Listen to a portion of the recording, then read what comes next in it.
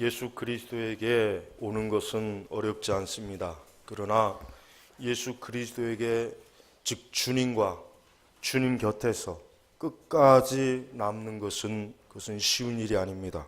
그래서 오늘 말씀에도 보니까 이러므로 그분의 제자들 중 여럿이 떠나가 버리고 더 이상 그분과 함께 다니지 아니하였다. 사실 수많은 사람들이 예수님에게 오고 또 교회를 찾아오고 또 예배를 드리고 또 한때 주의 백성들과 함께 하긴 했지만은 끝까지 가지 못하고 여기에 말씀 있는 것처럼 더 이상 그분과 함께 다니지 아니하였다 그랬습니다. 더 이상 예수님과 함께 하지 아니하고 세상으로 가서 더 이상 하나님께 속하지 않은 자로서 멸망한 사람들이 많습니다. 오늘 우리 시대는 이와 같이 피상적으로 예수님을 따르는 이들이 사실은 많이 있습니다. 예수님을 따른다고 하는 것은 쉬운 것이 아닙니다. 예수님은 억지로 예수님을 따르라고 사람들을 끌어내지 않았습니다. 사탕발림을 하거나 달콤한 어떤 약속을 주면서 너희가 나를 따라오라 따라오라 이렇게 하지 않았습니다. 오히려 예수님은 그를 따르는 자들에게 굉장히 어려운 길을 보여주고 어려운 말씀을 했습니다. 그렇기 때문에 예수님을 끝까지 따라가기가 참으로 힘들었어요. 오죽하면은 제자들도 궁극적으로 그 십자가의 그 예수님의 고난받는 모습을 보시고 그분과 함께 하지 못했어요. 제자들마저도 그 자리를 다 사실은 어떻습니까? 멀리 도망쳤습니다. 그만큼 여러분 우리가 예수 그리스도를 믿는 것은 쉬운 게 아닙니다. 그게 그렇게 편안한 게 아닙니다. 또 그게 그렇게 우리에게 좋게 다가오는 것도 아닐 때가 너무나 많이 있습니다. 그래서 그리스도를 따르는 일에 우리는 각오를 해야 됩니다. 비용을 계산을 미리 해야 됩니다. 내가 예수님을 따름으로 말미암아 내가 무엇을 잃을 것인가, 내가 그 기꺼이 잃는 것을 감수할 것인가를 미리, 아니 그것을 온정신으로 가지고 그것을 계산하고 그것을 알아야 됩니다. 그렇지 않고 그저 막연하게 감상적으로 주님을 따르게 되면은 반드시 더 이상 그분과 함께 다니지 아니하는 그러한 사태가 벌어진다고 하는 것을 아셔야 됩니다. 자, 그러나 모두가 주님을 떠나는 것은 아닙니다. 모두가 주님을 떠나는 것은 아닙니다. 67절에 보니까 그러자 예수께서 12 제자에게 말씀하시기를 너희도 떠나가려 하느냐라고 하시니 이때까지는 그래도 12 제자가 남아 있었습니다. 12 제자가 그래도 예수님께서 나중에 저들을 다시 다 단 한 사람 가룟 유다를 빼놓고 다 찾으셔갖고 어떻게 했죠? 그들에게 다시 제 사명을 주셔서 다시 일어나라, 다시 사명을 감당해라, 다시 저들을 다 불러내셨죠. 바로 여기 보니까 12 제자에게 너희도 떠나가려 하느냐 그랬습니다. 여러분, 우리 주님께서 때때로 우리에게 주님이 어려운 길을 우리에게 보여주셨을 때 예수님이 우리에게 하시는 말씀이 이와 같은 거예요. 너희도 떠나가려느냐, 너도 나를 버리고 가려느냐, 너도 나를 등지고 세상으로 가려느냐, 너도 불신앙으로 가려느냐, 너도 사명을 버리고 도망치려고 하느냐. 예수님이 하신 말씀이 얼마나 직접적이고 노골적이죠. 너희도 떠나가려 하느냐. 예수님은 예수님을 떠나가는 자를 붙잡지 않았어요. 예수님은 떠나가는 자를 붙잡죠. 그들이 떠나가는 이유가 뭡니까? 예수님의 가르침을 받아들이기 싫기 때문에 떠났기 때문에 예수님이 안 붙잡은 거예요. 여러분, 우리가 교회에서도 그렇습니다. 하나님의 진리의 말씀을 받아들이기 싫어하는 사람은 사실은 붙잡을 필요가 없습니다. 왜냐하면 그들이 어떤 다른 문제로 시험이 들렸거나 믿음이 연약하거나 또는 어떠한 참 어려운 일 때문에 낙심을 된다거나 그런 일로 인해서 잠깐 어려움을 당할 때는 그들을 붙잡아야 됩니다. 그들을 잘 곁에서 세워줘야 됩니다. 그러나 진리를, 즉 하나님의 말씀, 진리가 싫어서 떠나는 자들은 붙잡으면 안 돼요. 진리가 싫기 때문에, 분명히 그 말씀이 무슨 뜻인지를 알고 이해했기 때문에 나는 이 말씀을 받아들일 수 없습니다 해서 떠나는 사람은 붙잡으면 안 됩니다. 그들은 그대로 가게 내버려 둬야 돼요. 여러분, 신앙이 타락하고 교회가 타락하는 것은 바로 여기에 있는 것이에요. 명백하게 하나님의 진리를 거부하고 따르지 않는 자들까지 자꾸 어떻게 해요? 끌어안으려고 하니까 문제가 되는 거예요. 그들은 끌어안는 거 아니에요. 그건 하나님의 사랑이 아니에요. 그거는 겸손함이 아닙니다. 그거는 단호하게 내어쳐야 돼요. 즉 하나님의 말씀 안에, 즉 하나님 편에 서 있지 않는 사람, 그리스도의 말씀에 그 진리 안에 있지 않는 사람, 그걸 거부하는 사람, 그걸 고의적으로 거부하거나 그것을 분명히 깨닫고 알고 그것을 싫어하는 사람은 어때요? 절대로 함께할 수가 없는 거예요. 그들이 함께하면 어떻게 되겠습니까? 교회는 타락합니다. 교회는 진리를 벗어납니다. 적은 누룩이 나머지 모든 것들을 어떻게 해요? 다 부패하게 만드는 거예요. 그래서 여러분, 우리는 때때로 우리가 아니라 하나님의 진리의 말씀하고 함께하지 않는 사람을 단호하게 어때요? 끊어야 돼요. 그들을 정리해야 돼요. 그들과 함께하고 있으면 그들의 그 누룩, 부패함에 똑같이 부패하는 거예요. 여러분, 과일 바구니가 있으면은 거기에 과일 하나가 썩으면은 어떻게 됩니까? 결국 그 썩은 게 다른 것까지도 다 썩게 만드는 거예요. 썩은 것은 어떻게 해요? 빨리 내어버려야 돼요. 끄집어내야 돼요. 그래야 남은 과일들이 썩지 않는 거예요. 그렇습니다. 여러분, 오늘날 교회는 그 썩은 과일들이 분명히 있는데, 분명히 신학교에도 있고 교단 안에도 있고 심지어 교회 안에도 있는데도 그걸 내버려 둬요. 그걸 그대로 내버려 둬요. 왜 내버려 둡니까? 하나님은 사랑이시라. 하나님은 사랑이시니까 그런 걸 내어치면 안 된다. 끊어버리면 안 된다. 전부 이러한 명목으로 어떻게 해요? 그만 그 썩은 것을 끌어안고 있는 거예요. 근데 결국은 그 썩은 것이 다 부패하는 것입니다. 여러분, 우리 신앙도 마찬가지예요. 우리 신앙 가운데서도 어떠한 부분에 있어서는 하나님의 말씀을 따르지 않는 부분이 있을 거예요. 어떠한 부분에 있을 만큼은 자꾸 분명히 말씀이 명확하게 가르쳐줬는데도 불구하고 그것을 놓지 않는 부분도 있을 거예요. 그런데 그게 우리의 신앙을 굉장히 나쁘게 해요. 그게 우리의 신앙을 어떻게 합니까? 썩게 만들고 좀먹게 만들고 시험에 들게 만들고 때로는 불신앙에 빠지게 만들고 하나님의 진리를 온전하게 받아들이지 못하게 합니다. 그러니까 우리는 우리 자신을 때때로 잘 어때요? 자기 점검을 해서 내가 하나님의 말씀에 합당하지 않은 것을 혹시라도 어떠한 한 부분에 갖고 있는 것이 아닌가. 여러분, 10가지 우리 십계명 보십시오. 그 십계명 가운데서 9가지는 잘 지키지만 한 가지 정도야 뭐 어때? 뭐 이 정도야. 내가 나머지 9가지를 지키는데 뭐 한 가지 정도 불순종하면 어때? 그렇게 되면 어떻게 되겠습니까? 나머지 9가지까지 나중에 가보면 다 불순종하게 되는 거예요. 그러니까 우리는 하나님의 계명을 할 수 있는 한 어때요? 다 지키려고 애써야 돼요. 하여튼 할 수 있는 한 최선을 다해서 내가 하나님의 계명과 말씀을 다 따르려고 해야지. 뭐 이 정도만 하면 되지. 그런 생각과 마음이 결국 어떻게 됩니까? 그리스도를 등지게 하는 것입니다. 예수님께서는 제자들에게 12제자에게 너희도 떠나가리 하느냐 그랬습니다. 이 말씀대로 예수님을 떠난 자들이 얼마나 많습니까? 예수님을 떠나서 지금 멸망의 자리에 든 사람들이 얼마나 많습니까?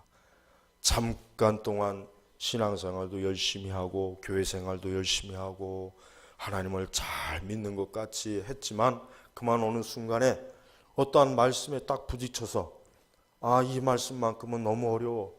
이것만큼은 내가 포기할 수 없어. 이것만큼은 내가 절대로 놓치고 싶지 않아. 그러한 어떤 것 때문에, 그러한 어떤 죄악된 것 때문에 어때요? 그만 주님을 차라리 떠나는 것을 선택하는 사람들이 많아요. 다른 말씀에 보면은 어떤 돈 많은 사람들이 예수님을 찾아왔죠. 그는 예수님에게 나는 이것도 지켰습니다. 나는 저것도 지켰습니다. 굉장히 아주 모범생, 바른 생활맨이었어요. 그런데 예수님이 뭐라 그랬습니까? 너가 가진 것을 다 팔아서 가난한 자들에게 주고 나를 쫓아오라니까 그 사람이 거기에서 걸려 넘어진 거예요. 그것만큼은 도저히 결국은 돌아갔잖아요. 보세요. 99가지를 지켜도 혹 한 가지 때문에 주님을 떠날 수가 있는 것이에요. 1999가지를 다 하나님을 따를 수 있어도 어떤 한 가지가 걸림돌이 돼가지고 어떻게 돼요? 그만 넘어지고, 그만 진리를 벗어나고, 하나님을 벗어나고, 그만 영생의 길로 들어오지 못할 때가 많이 있습니다. 사실 그런 사람들이 다 사실은 어떠한 사람들입니까? 예수님을 떠나는 것이에요. 그런 사람들이 사실은 예수님을 다 떠나고, 그런 사람들이 결국은 끝까지 주님 편에 남아있지 않는 것입니다. 여러분, 우리는 오늘 이 말씀의 교훈을 잘 본받아야 됩니다. 혹시라도 나 역시 이럴 수 있지 않을까? 나 역시도 혹시라도 주님을 떠나는 것이 아닌가? 나 또한 혹시라도 어떠한 자리에 이르렀을 때 주님을 외면하고 모른 척하는 것이 아닌가? 이러한 생각을 우리가 항상 가져야 됩니다. 그러면서 자기 자신을 잘 살펴봐야 됩니다. 그럴 때 우리 시몬 베드로가 뭐라 그랬습니까? 오늘 오후 설교부터는 이제 베드로 전후서 이제 설교를 하는데, 자, 베드로가 뭐라 그랬습니까? 주님, 우리가 누구에게로 가겠습니까? 주님은 영생의 말씀을 가지고 계십니다. 바로 베드로의 장점은 이거예요. 베드로가 왜 뛰어난지 아십니까? 베드로는 주님을 위해서 항상 용감한 사람이었어요. 항상 베드로를 보면은 두려움이 없이 가장 먼저 주님을 위해서 나선 사람이 베드로예요. 물론 그러다가 한번 크게 넘어지긴 했지만, 그러나 오늘 이 고백은 보십시오. 주님, 우리가 누구에게로 가겠습니까? 보십시오. 여러분, 이게 베드로가 그냥 큰 소리 치는 게 아닙니다. 왜냐하면 그 다음 고백을 보면 주님은 영생의 말씀을 가지고 계십니다. 그러니까 베드로가 지금 큰 소리 친 게 아니라고 하는 게 바로 이게 증명이 되는. 왜냐하면 베드로가 예수님을 떠나지 않을 이유는 뭐냐면 참으로 예수 그리스도께 와야 구원을 받고 영생을 얻는다는 것을 베드로가 진짜 깨달았고 알았고 믿었기 때문에 그래요. 만약에 베드로가 이것을 믿지 않았고 깨닫지 못했다면 베드로도 분명히 떠났을 거예요. 뭐 예수님에게 있어봐야 더 이상 뭐 떡이 나올 일도 없는 것 같고 물고기가 나올 일도 없는 것 같고 병치료가 있을 것 같지도 않고 있어봐야 뭐 전망이 밝아 보이지 않는다. 아마 계산을 해서 이제 이쯤에서 이제 예수님을 떠나자. 베드로도 그럴 수 있어요. 그러나 베드로가 그렇게 하지 않은 이유가 뭡니까? 주님은 영생의 말씀을 가지고 계십니다. 그렇습니다. 예수님을 떠난 자들은 참으로 어리석은 자들이에요. 그들이 예수님을 떠난 이유가 뭐예요? 이젠 더 이상 주님께로부터 뭔가 이득이 없을 것 같아요.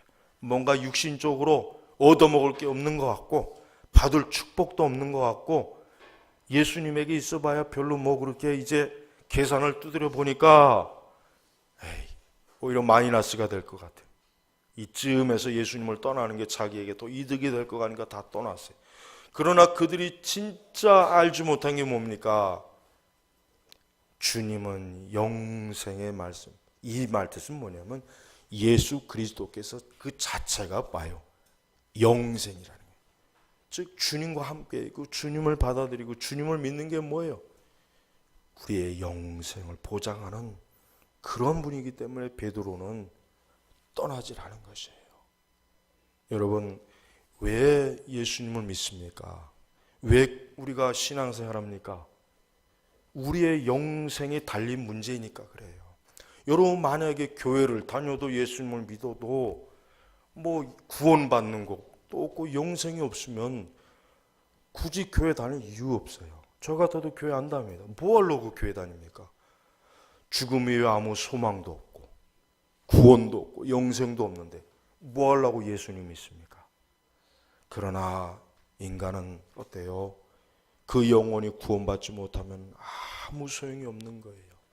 그 영혼이 영생의 길로 들어가지 않으면 이 땅에서 혹 천년 만년을 자기가 원하는 삶을 산다고 해도 그 이후에는 어떻게 됩니까?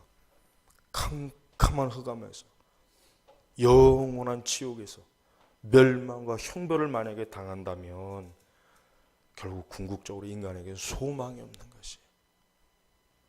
그러나 베드로는 잘 깨달았어요. 우리가 누구에게로 가겠습니까? 부처에게로 갈까요? 우리가 누구에게로 갈까요? 유병언에게 갈까요? 여러분, 그 유병언에게 빠진 사람들을 가만히 보니까 그에게 단지 물질적인 거, 육적인 걸 많이 받아 먹어서 보니까 가는 사람들이 많더라고요. 보니까 어리석은 거예요. 여러분, 예수님이 이 땅에 오신 것은 사람들에게 떡을 주고 물고기를 나누어 주려고 그것 때문에 온 게 아닙니다. 예수님이 이 땅에 오신 것은 사람들이 원하는 물질을 채워주고 그들이 원하는 소망을 이루어주는 것이 아니라 뭐예요? 그들에게 영생을 주기 위함이었어요. 영생을 주기 위함이었어요. 그래서 요한복음 17장 3절에 보면 영생은 그 유일하신 참 하나님과 그가 보내신 자 예수 그리스도를 아는 것이니이다 그랬습니다. 또 요한복음 3장 36절에는 더 명확하게 아들을 믿는 자에게는 영생이 있고, 그러니까 예수님을 믿는 자에게는 영생이 있고, 예수님에게 아들에게 순종하지 않은 자는 뭐예요? 영생을 보지 못하고 도리어 뭐예요? 도리어 하나님의 진노가 그 위에 머물러 있느니라. 요한복음 3장 36절에 이렇게 나왔어요. 예수 그리스도를 믿지 않은 자에게는 뭐가 있다고 했습니까? 하나님의 진노가 그 위에 머물러 있다는 것이에요. 또 요한복음 10장 28절에 이거 요한복음에는 이와 같은 말씀이 많아요. 내가 그들에게 영생을 주노니, 내가 그들에게 아이패드를 주노니가 아니에요. 빵을 주노니가 아니에요. 많은 월급을 주노니가 아니에요. 병 고침을 주노니가 아니에요. 영생을 주노니, 영생을 주노니. 오늘 이 시간에 아마 전국에 있는 많은 교회들이 주일 오전 예배를 다 동일한 시간에 드릴 겁니다. 그러면 그 많은 사람들 중에 과연 몇 명이나 내가 그리스도에게 오는 것은 영생,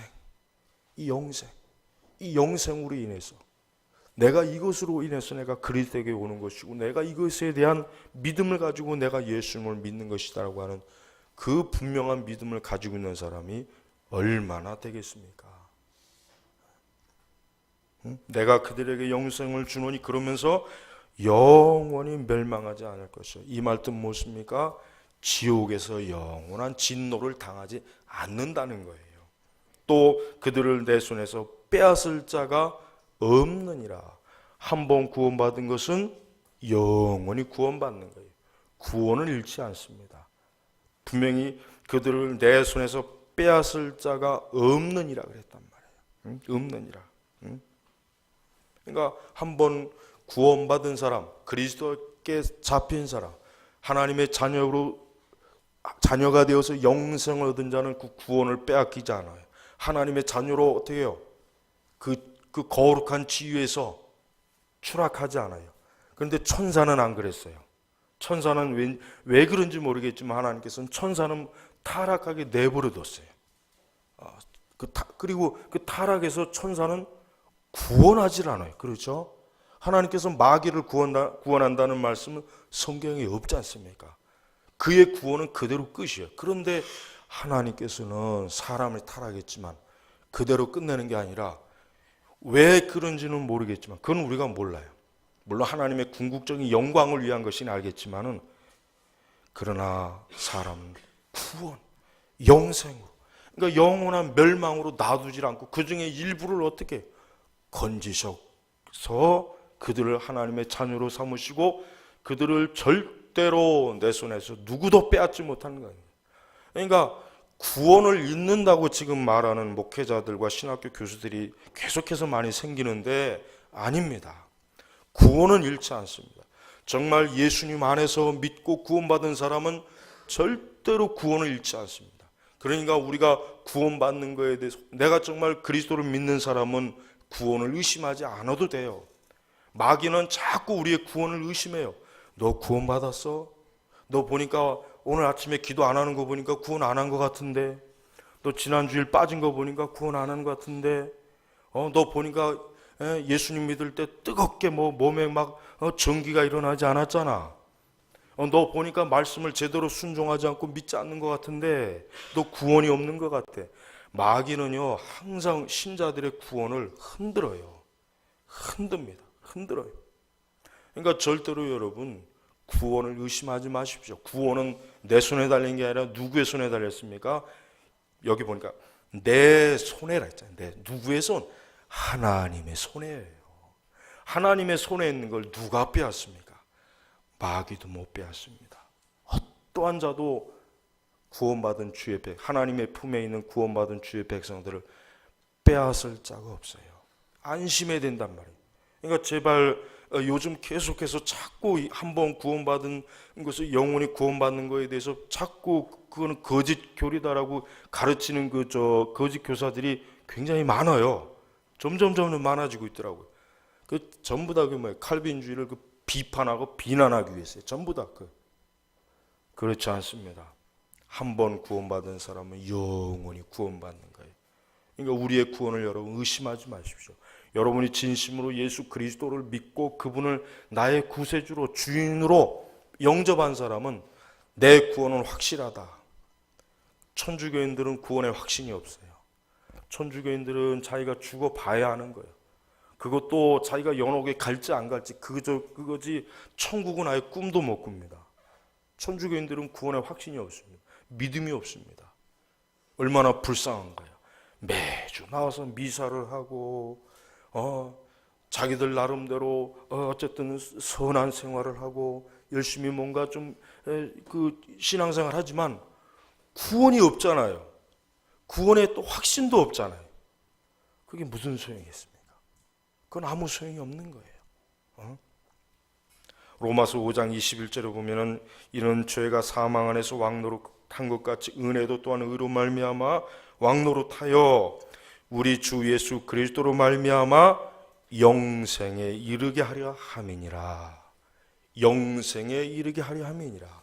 바로 베드로가 이걸 알았고 믿었기 때문에 우리가 누구에게로 가겠습니까? 주님이 아니면 우리에게 영생이 없는데, 주님이 아니면 내 영원한 삶을 보장받을 수 없는데, 주님이 아니면 내가 천국에서 영생을 누릴 수 없는데 누구에게로 가겠습니까? 또 누가 나에게, 그러니까 베드로 나에게 영생을 주겠습니까? 없습니다. 베드로는 이런 고백을 한 것입니다. 여러분 보세요. 베드로가 얼마나 지혜롭습니까? 얼마나 하나님의 지혜가 충만합니까? 그러나 다른 사람들은 그렇지 않았어요. 그분의 제자들 중 여럿이 떠나가 버리고 더 이상 그분과 함께 다니지 아니하였다. 이들은 어떠한 사람이에요? 결국은 영생을 얻지 못한, 아니 영생의 그 귀한 것, 그것을 알지 못하고 그냥 예수님에게 그냥 자기의 육신의 문제나 해결해보고 육신의 어떤 필요나 채워서 그분에게 축복이나 받아보려고, 이런 사람들이 결국은 어떻게 해요? 다 주님을 떠나는 거예요. 다 주님을 떠나는 거예요. 이게 바로 거짓 신앙이에요. 이게 거짓 신앙입니다. 여러분 기독교 신앙생활은 영생이 있어야 됩니다. 여러분 교회 생활을 얼마나 했느냐가 중요한 게 아니라 내가 지금 영생이 있느냐 없느냐예요. 이건 중요한 거예요. 영생이 없이 신앙생활을 아무리 잘해도 소용이 없는 것이에요. 그렇다고 영생이 우리 자신의 의로 얻는 게 아니에요. 노력으로 얻는 게 아니에요. 예수 그리스도를 믿는 거예요. 그분을 바라보는 거예요. 그분이 나의 구주이십니다. 주여 나를 구원해 주시옵소서. 나를 건져내 주시옵소서. 내가 이대로 살면 지옥 갑니다. 난 멸망하기 싫습니다. 나 하나님의 자녀가 돼서 나도 영생을 누리고 영원히 천국의 소망을 갖고 싶습니다. 이렇게 주님에게 요청하면 되는 거예요. 이게 뭐 어렵습니까? 이게 뭐 힘든 건가요? 아니에요. 정말 내가 정말 영생을 얻어야 되겠구나. 인간의 삶이라고 하는 것은 이 세상이 전부가 아니구나. 내가 영생이 없다면, 내가 죽는다면, 내가 어느 날 갑자기 그만 내 생명을 잃게 된다면 어떻게 될 것인가? 내가 그 이후에 내가 어떻게 될 것인가? 아까 뭐라 그랬습니까? 하나님의 진노가 그 위에 머물러 있느니라.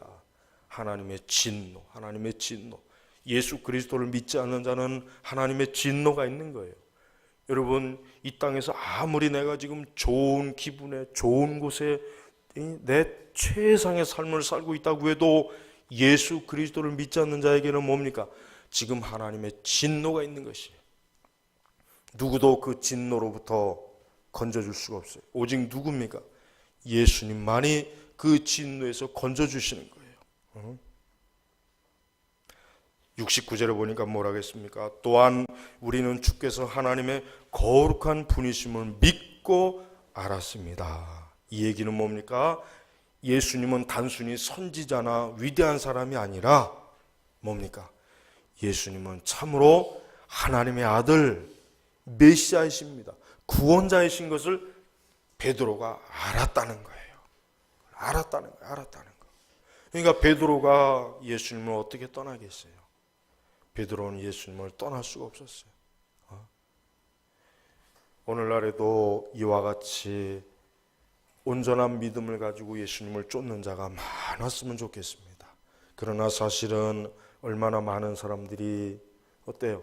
평온할 때는 예수님을 믿다가 환난과 어려움이 오면은 예수님을 떠나지 않습니까? 또 세상이 더 좋아 보이면 세상으로 가지 않겠습니까? 또 끝까지 예수님을 쫓기가 어려울 때는 주님을 벗어나지 않겠습니까? 그런 사람들은 다 어떠한 사람입니까? 영생을 저버린 사람이에요. 그러니까 우리는 끝까지 경주를 해야 돼요. 마치 우리의 구원이 내가 달려가는 거예요. 달려있는 것처럼 끝까지 경주 생활해야 되는 거예요. 끝까지 어디까지입니까? 천국까지 가는 거예요. 그러니 성도들의 신앙생활은 단기간이요. 장기예요. 오래도록 주님 나라, 주님 앞에 가는 그날까지 우리의 신앙을 어때요?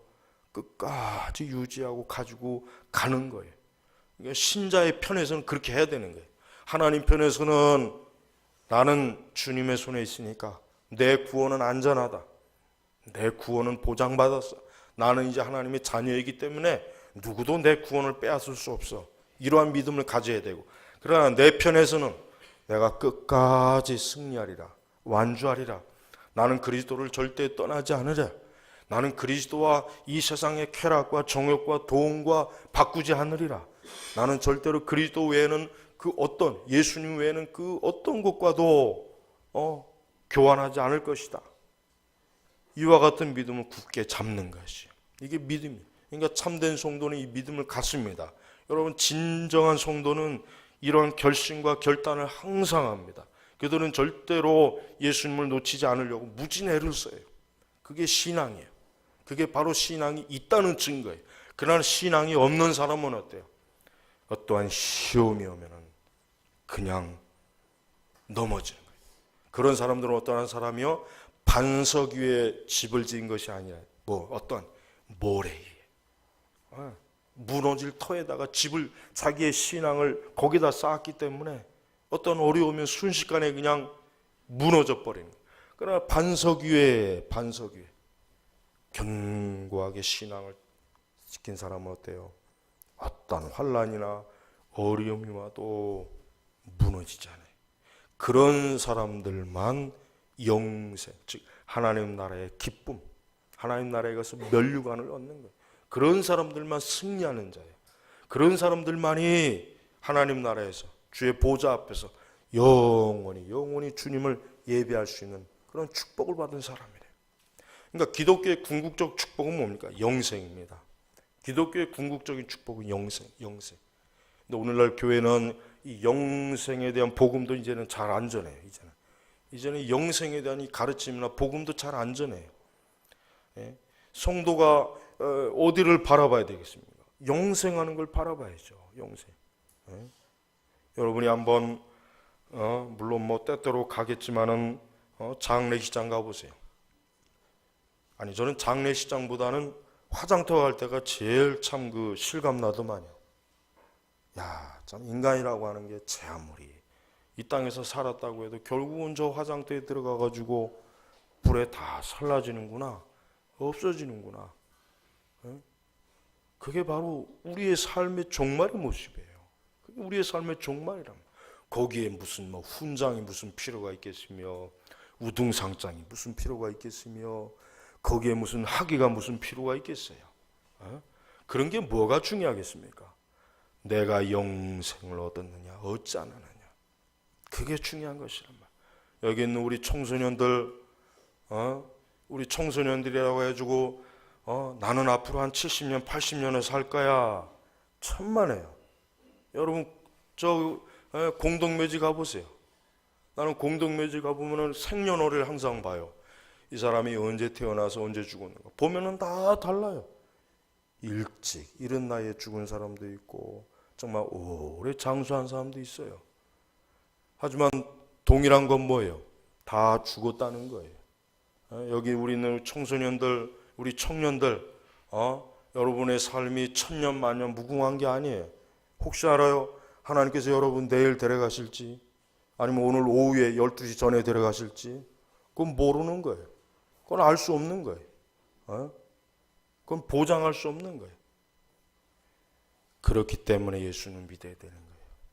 여러분들이 좋아하는 연예인이 여러분을 지켜주지 못해요.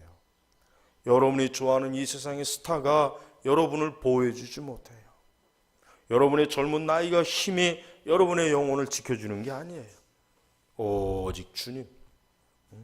여기 또 중년 이상, 이제 살 날이 얼마 남지 않았어요. 너무 오래 살려고 나는 앞으로 아주 바득바득 오래 살 거다. 아닙니다. 훨씬 더 가깝습니다. 영생을 준비해야 돼. 중년의 나이가 되면은 쓸데없는데 자꾸 이제는 생각이 돌아갈 때예요. 젊을 때는 모범생이었다가 중년이 돼서 타락한 사람이 많거든요. 그러지 마세요. 더 하나님을 가까이 해야 돼요. 얼마나 좋습니까? 더 천국에 가까이 보이지 않습니까? 더 주님 앞에 가야 될 날이 가까운 게 좋은 거지, 젊은 게 좋은 게 아니에요. 앞으로 젊은 애들은 얼마나 고생스럽습니까? 그렇지 않겠어요? 고생스럽단 말이에요. 앞으로 살 날이. 오히려 중년의 나이가 더 좋은 거예요. 더 좋은 나이는 뭐예요? 노년의 나이가 제일 좋은 거예요. 예수님 믿고 노년의 나이가 최고로 좋은 거예요, 사실. 왜? 이제 영생, 하나님의 그 영광의 빛의 세계에서 살 걸 생각해 보십시오. 얼마나 좋습니까? 기쁜 거예요. 그러니까 성도들은 자신의 인생이 내가 나이가 든다, 내가 왜 이렇게 이제는 시들어가는 꽃이 되는구나, 한탄하지 않아요. 그런 것 때문에 우울하지 않습니다. 오히려 뭡니까? 더 기쁨이 오는 거예요. 그게 진짜 신앙 가진 사람은 오히려 나이를 먹으면 먹을수록 더 기쁨이 오고, 내가 주님을 만나 뵈는구나, 내가 영생의 자리에 들어가겠구나 하고 막 더 마음이 들뜨는 겁니다. 그게 얼마나 좋은 것입니까? 여러분 절대로 주님을 벗어나지 마세요. 영생의 말씀이 여기 계신데 우리가 누구에게 갑니까? 우리가 세상으로 가겠습니까? 누구에게 가요? 보장이 없는 거예요. 그런 것들은 다 무지한 거예요. 성경에는 그래서 특히 신약 성경에는 영생에 관한 말씀이 굉장히 많아요. 왜 그 영생의 말씀이 있습니까? 진짜 인간은 영원한 생을 앞에 두고 있기 때문에. 근데 문제는 영원한 진노에 있는지 영원한 천국에서 영생에 있는지 그 차이, 엄청난 차이잖아요. 엄청난 차이. 우리 선민교회 성도 여러분들은 다른데 크게 그렇게 애착을 갖지 마세요. 오직 내가 하나님 나라에 가서 영생을 얻는 그런 소망을 가져야 돼요. 다른 소망 거기에 필요 없습니다. 오늘날 교회는 지나치게 현세적이죠. 지나치게 현세적이에요. 그 굉장히 위험한 거란 말이에요. 근데 어떤 사람들은 그 현세적인 걸 아주 좋은 신앙으로 자꾸 얘기하더라고요. 기독교가 이 세상의 일에 적극적으로 참여하고 그거 좋은 거다. 저 하늘만 바라보는 신앙은 그건 아주 그건 아주 그 참 신앙이 어린 것이고 아주 성숙하지 못한 것. 아주 그냥 그래, 너는 성숙해라. 나는 천국 갈 테니까. 너는 성숙해서 이 땅에서 아주 실컷 병들어 죽어라 그냥. 그렇지 않습니다. 거꾸로 된 거예요. 그렇지 않아요. 여러분, 19세기까지의 기독교는 성도들에게 영생에 대한 소망을 많이 줬단 말이에요. 그게 진짜 신앙이거든. 그게 진짜 기독교란 말이에요. 근데 20세기 넘어와서 갑자기 이게 어때요? 기독교가 사회 참여 어쩌고 저쩌고 뭐 세상에 어쩌고 뭐. 근데 굉장히 그 교묘하게 교회를 하나님 나라 영생에 이게 자꾸 비중을 적게 두게 만드는 거예요. 적게. 그게 굉장히 교묘한 겁니다. 그건 복음을 가리는 거예요. 성도들에게 소망을 하나님 나라 영생이 아니라 이 세상에다 주게 만드는 거예요. 그걸 왜 그렇게 알아차지 못하는지 너무 어리석어요. 너무 어리석어. 옛날 사람들, 그 서구의 기독교인들은 죽음 앞에 둔 사람에게 야, 이제 너 곧 하나님 앞에 갈 텐데, 너 이제 곧 창조주 주님 앞에 갈 텐데, 너 충분히 회개했느냐? 너 충분히 너의 신앙을 제대로 잘 준비했느냐? 그게 보통으로 하는 말이에요. 보통. 그냥 의뢰이 당연하게 하는 말이었단 말이에요. 너 곧 하나님 앞에 갈 텐데. 그게 신앙이었단 말이에요. 그게. 근데 지금은 기독교인들도 그런 신앙이 없어요. 없단 말이에요. 얼마나 큰 문제입니까? 그래서 오늘 이 말씀이 여러분에게 증거하는 것입니다. 여러분, 영생의 소망이 있어야 돼요. 믿음이 있어야 돼요. 이 믿음이 없다면 얼마나 허무한 겁니까? 얼마나 헛수고하는 거예요. 그러니까 우리가 특히 다른 종교에 빠져 있는 사람은 참 사실 굉장히 불쌍한 겁니다. 천주교인들도 굉장히 불쌍한 거예요. 왜? 영생이 없이 이 땅에서 저들이 어떤 종교적인 어떤 갈급함을 어쨌든 뭔가 좀 종교라고 하는 것을 가져서 좀 깊이 있게 뭔가 자신의 삶과 죽음을 좀 깊이 있게 성찰하기는 원했지만 제대로 된 길이 아니라 잘못된 길로 들어선 거예요. 잘못된 길로 들어선 거예요. 예수님에게 왔으면 얼마나 좋았을까? 예수 그리스도에게 왔으면 됐을 텐데 어쩌다 저렇게 잘못된 길로 갔을까? 그게 너무나 안타까운 거예요. 여러분, 우리는 우리 주변에 구원받을 사람보단 구원받지 못할 사람이 더 많다는 거 알아야 됩니다. 항상 그리스도인들이 교회 안에 있다 보니까 마치 온 세상이 다 예수 믿는 사람으로 알고 있더라고요. 그렇지 않습니다. 극히 일부입니다. 그것도 어디 바른 복음이라도 전해집니까? 그렇지도 않잖아요. 또 그러니까 사실은 우리 성도들은 매일 영생의 말씀 되시는 주 예수님을 바라보고 주님 안에 있어야 돼요. 그래서 우리 자신의 영생의 그 영원한 나라에 들어갔을 때 영광스럽게 주님을 맞이하고 주님으로부터 환영을 받을 것이란 말이에요. 오늘 우리 성도들 복잡하고 소란스럽고 온갖 세상 근심 염려가 가득한 이곳에 우리가 있지만 이것은 잠깐 있는 것입니다. 오래가 아니에요. 잠깐 있는 것이에요. 우리는 장차 영원한 주님 앞에 영생의 삶을 누릴 사람들이기 때문에 우리는 이 세대의 사람들과는 구별되어야 되는 것입니다. 아무쪼록 우리 선민교회 모든 우리 성도분들 영생의 말씀에 끝까지 그분을 붙잡길 주의 이름으로 축복합니다. 기도하겠습니다. 아버지 하나님 감사합니다. 오늘 우리 성도들이 이 베드로 사도처럼 주님, 우리가 누구에게로 가겠습니까? 주님은 영생의 말씀을 가지고 계십니다. 이 신앙의 고백을 오늘 여기 있는 모든 우리 어린아이들도 청소년들도 우리 장년들도 다 할 수 있도록 다 마땅히 하도록 성령께서 감동을 주셔서 더 굳건한 믿음으로 세워 주시옵소서. 예수님의 이름으로 기도 올렸습니다. 아멘.